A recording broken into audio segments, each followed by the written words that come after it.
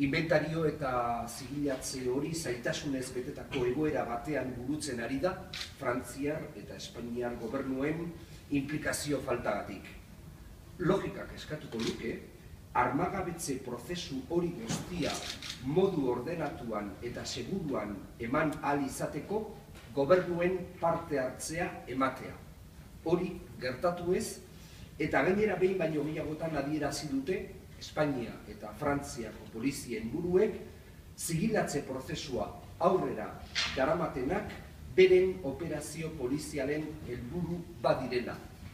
Eta horrek izugarri zailtzen du prozesu hau guztia.